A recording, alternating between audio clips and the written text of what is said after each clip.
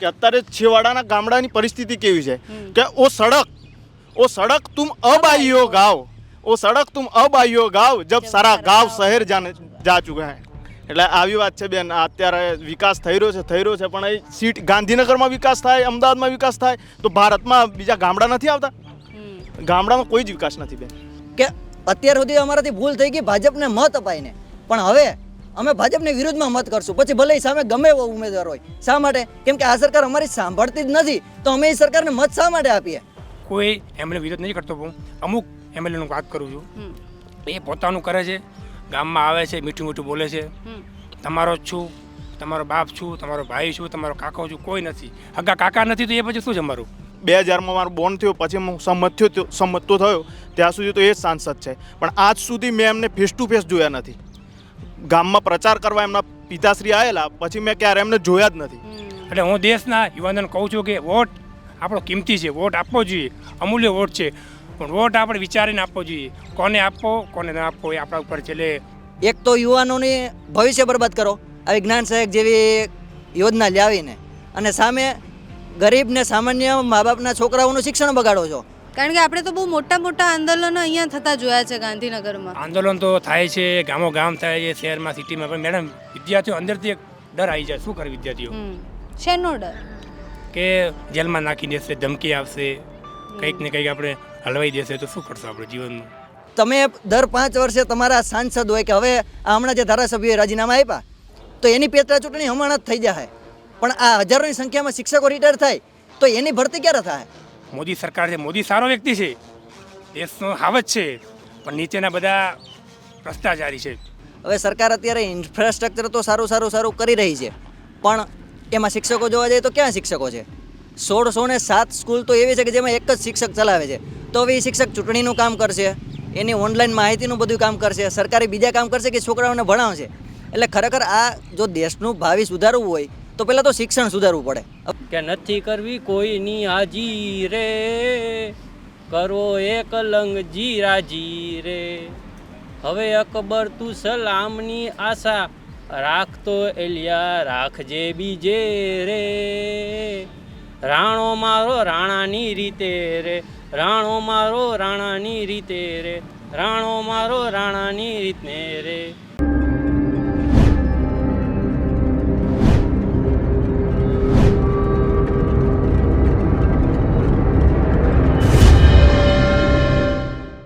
નમસ્કાર યુવાનોને દેશનું ભવિષ્ય માનવામાં આવે છે પણ શું યુવાનોને ક્યારે પૂછવામાં એવું આવે છે કે તમને ભવિષ્યમાં શું જોઈએ છે તમે દેશ પાસેથી શું અપેક્ષાઓ રાખો છો તમે જે નેતાઓને પસંદ કર્યા છે ચૂંટીને મોકલ્યા છે એમની પાસેથી તમારી શું અપેક્ષા છે તમારી કલ્પના શું છે દેશ માટે અને હવે તો ચૂંટણી પણ નજીક આવે છે લોકસભાની ચૂંટણી આવે એટલે બધાને પૂછવું છે કે તમારે ત્યાં કોઈ પણ સાંસદ બને પણ યુવાનોને શું જોઈએ છે અમે એક નવો શો શરૂ કરી રહ્યા છે યુવા સંસદ આમ તો સંસદમાં બધા પ્રશ્નોના નિરાકરણ આવતા હોય છે એટલે યુવાનોને પણ પ્રશ્નો હોય છે ઘણા બધા એમની સાથે વાતો કરવી છે સંવાદ કરવો છે તો ખબર પડે કે યુવાનોના પ્રશ્નો શું છે અત્યારે અમે ગાંધીનગરમાં આવ્યા છીએ અને મારી આસપાસ તમને બહુ જ બધા યુવાનો દેખાતા હશે આ બધા સાથે વાતો કરીશું અને બધાને પૂછીશું કે એમના પ્રશ્નો શું છે એ લોકોને સોલ્યુશન શું જોઈએ છે અને એ એક દેશની લોકશાહી જે લોકતંત્ર છે એની કલ્પના કેવી કરી રહ્યા છે આગળ જતાં ભવિષ્ય આ લોકો જ ચલાવવાના છે એટલે એમનો ઓપિનિયન પણ ખૂબ જરૂરી છે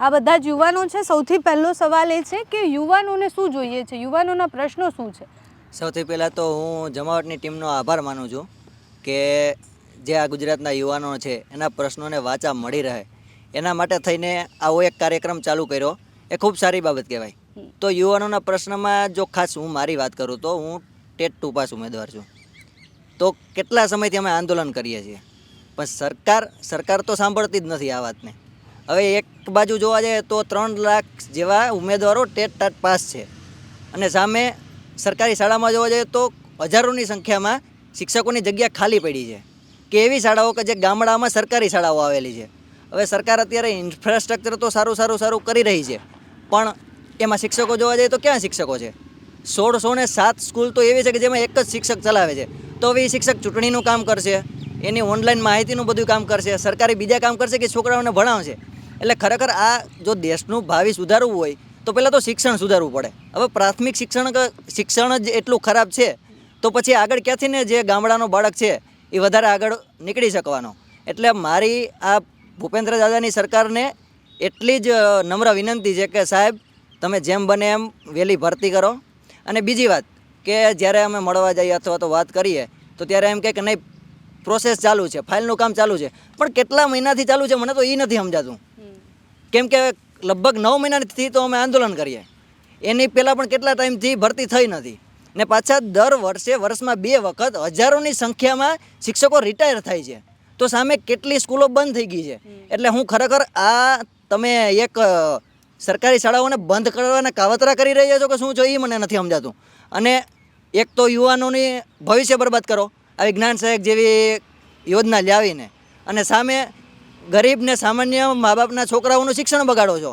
તો ખરેખર હું તો એમ જ માનું છું કે સૌથી પહેલાં શિક્ષણ અને આરોગ્ય પહેલાં બહુ સારું હોવું જોઈએ. મોટી મોટી તમે બિલ્ડિંગો બનાવી નાખો શું થઈ જશે. હમણાં બજેટમાં વાત કરી કે 2 લાખ કોમ્પ્યુટર અમે શાળાઓને આપશું, પણ તમારી પાસે કોમ્પ્યુટરના ટીચર કેટલા છે એ તો કહો. તમે એમ કહો કે અમે ખેલ મહાકુંભ કરશું, પણ ખેલ મહાકુંભ કરવામાં તમે બાળકને એવી ટ્રેનિંગ તો આપી નથી શકતા કેમ કે તમારી પાસે પીટીના શિક્ષક જ નથી.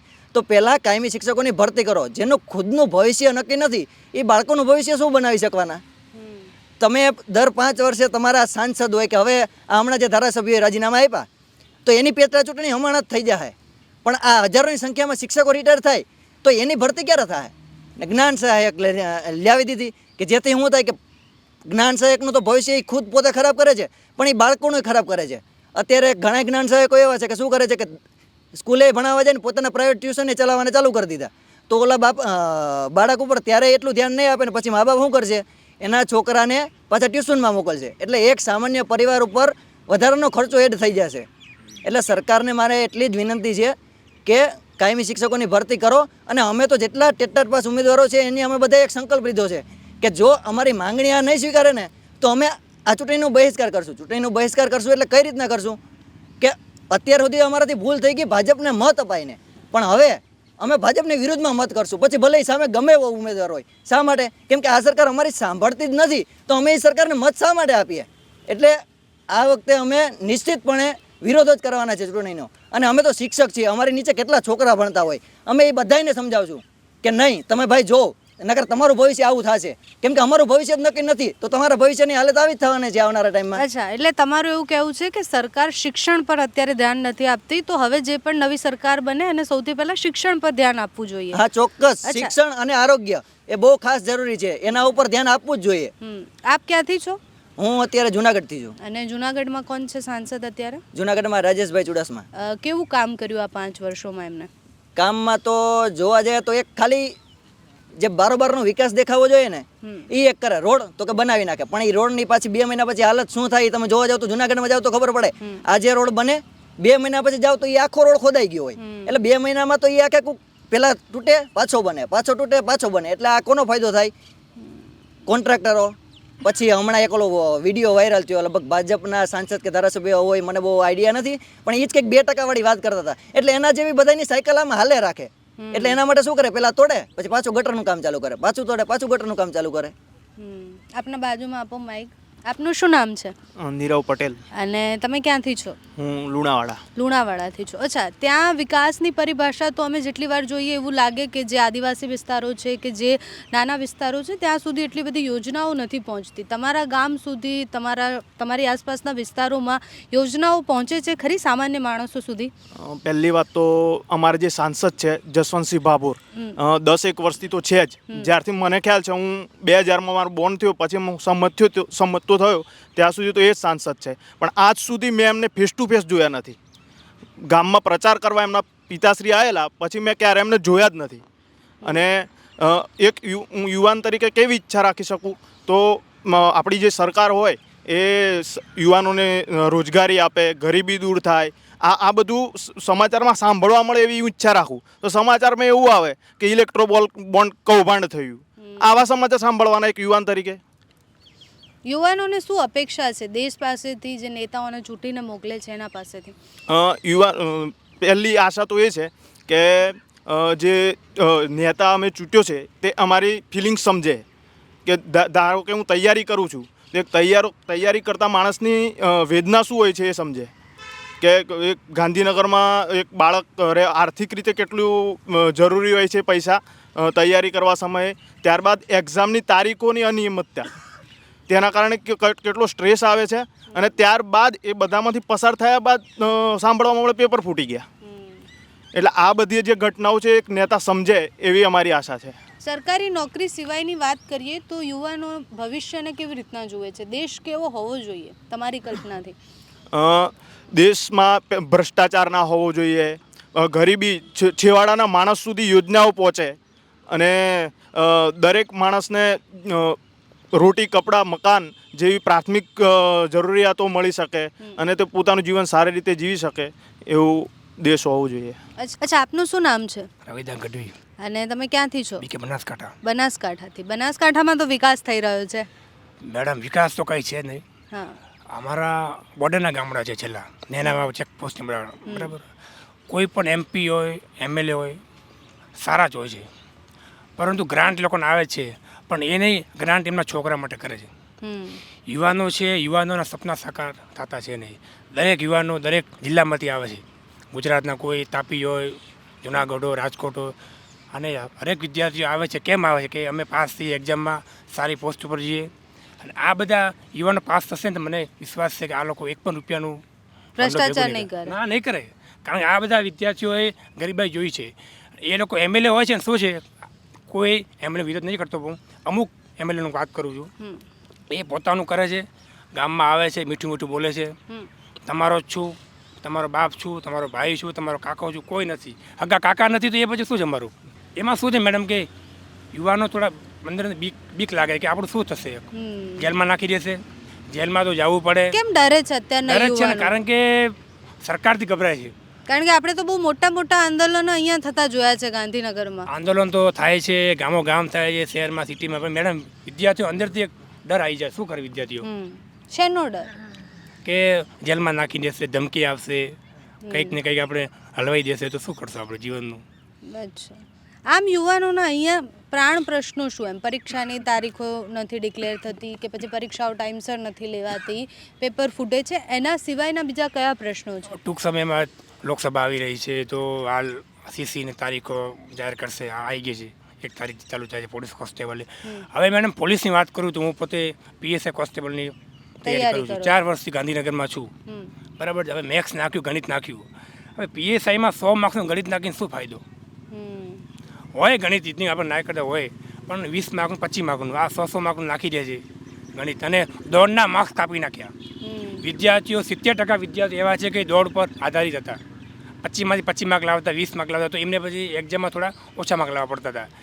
દોડના માર્ક્સ બરાબર બધું હટાવી નાખ્યું. એટલે વિદ્યાર્થીઓને તકલીફ તો બહુ પડે છે, પણ કોને કહે?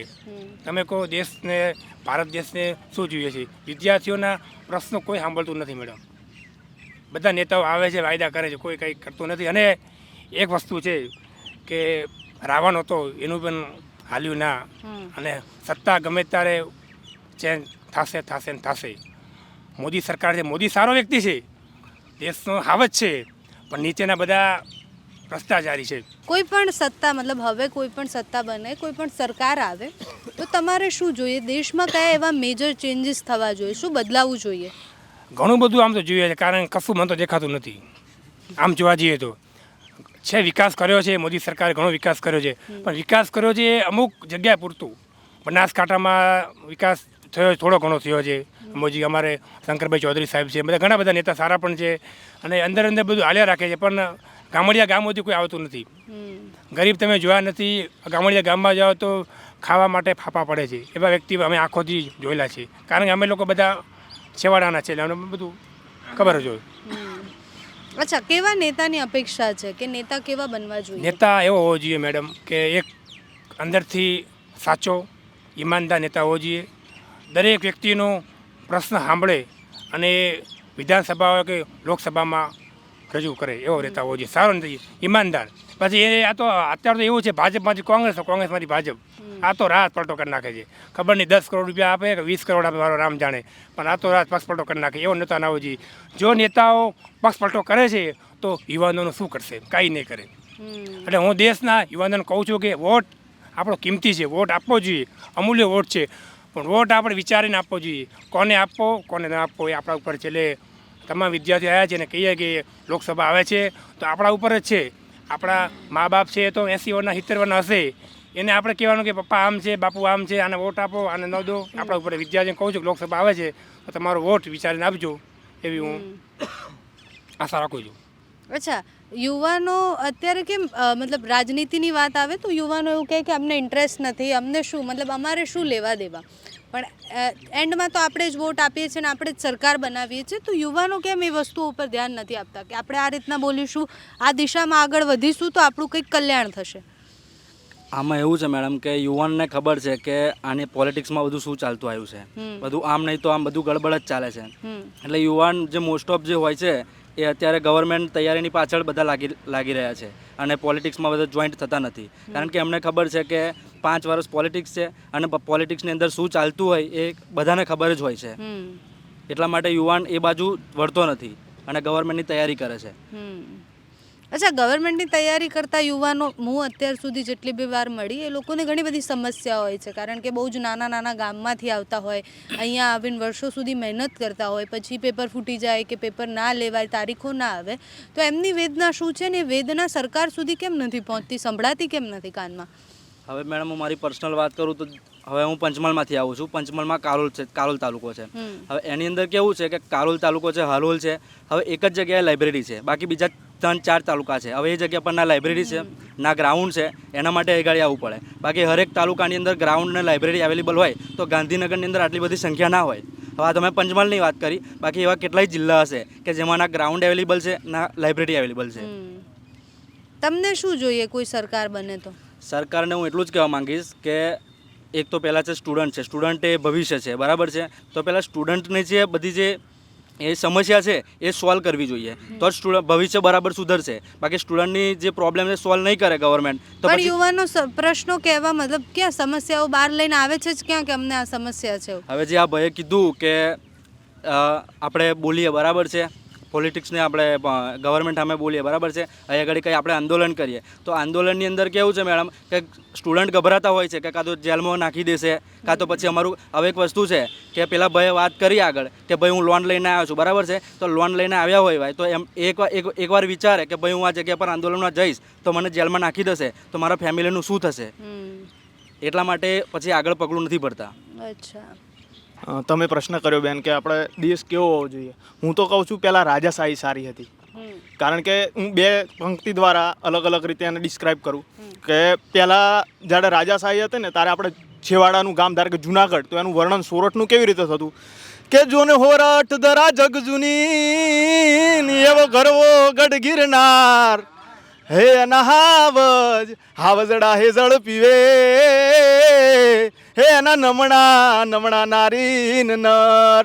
આ રીતે આપણા જુનાગઢ સોરઠ પ્રદેશની એક ડિસ્ક્રાઇબ થતું. પરંતુ હમણાં બીજા એક કવિનું એક વ્યંગ છે, હું તમને સંભળાવું કે અત્યારે છેવાડાના ગામડાની પરિસ્થિતિ કેવી છે કે ઓ સડક તુમ અબ आई हो गाँव, ઓ સડક તુમ અબ आई हो गाँव, જબ સારા ગાँव શહેર જા ચુકા હૈ. એટલે આવી વાત છે બેન. અત્યારે વિકાસ થઈ રહ્યો છે પણ એ સીટ ગાંધીનગરમાં વિકાસ થાય, અમદાવાદમાં વિકાસ થાય તો ભારતમાં બીજા ગામડા નથી આવતા? ગામડામાં કોઈ જ વિકાસ નથી બેન. આપણા ગામડાઓથી જ બનેલું દેશ હા, છે. ભારત કૃષિ પ્રધાન દેશ છે. ખેતી આજે વિષય જ નહીં કોઈ ઉઠાવ્યો, પણ ખેતી પર જો ધ્યાન ના આપવામાં શું થશે? યુવાનો સાથે વાત કરીને એક વસ્તુ તો સમજ આવી કે ઘણા બધા પ્રશ્નો છે અને એ તો અમે હંમેશા જ્યારે વાત કરતા હોય ત્યારે અમને એવું ખ્યાલ આવે કે સિક્કાની 2 બાજુ છે. જો આપણે એમ કહીએ છીએ કે દેશનો વિકાસ થયો છે તો બીજી બાજુ પણ જોવાની છે કે કયા ક્ષેત્રમાં બાકી છે. એટલે એ બીજી બાજુ બતાવવાનું કામ જ અમારું છે. યુવાનો કહે છે એ પ્રમાણે શિક્ષણમાં આગળ વધવું જોઈએ. ઘણા બધા એવા પ્રાણ પ્રશ્નો છે જેના ઉપર ધ્યાન દેવું પડે. સરકાર કોઈ પણ બને, આશા માત્ર એટલી જ છે કે આ યુવાનોના પ્રશ્નને એ લોકો વાચા આપે, યુવાનોના પ્રશ્ન એકવાર માત્ર સાંભળી લે, કારણ કે એ સાંભળશે તો ખબર પડશે કે આ પ્રશ્ન છે. જ્યાં સુધી તમે કાન જ બંધ કરી દેશો ત્યાં સુધી તમને અવાજો સંભળાશે જ નહીં, કારણ કે વિધાનસભા તો એકદમ નજીક છે પણ આ યુવાનોના પ્રશ્નો ત્યાં સુધી નથી પહોંચ્યા. એટલે હવે લોકસભાની ચૂંટણી આવે છે તો આશા રાખીએ છીએ કે જે પણ સાંસદ બને વિસ્તારના પ્રશ્નો છે, યુવાનોના પ્રશ્નો છે, એ બધું સાંભળે અને સંસદ સુધી એ પ્રશ્નો પહોંચાડે.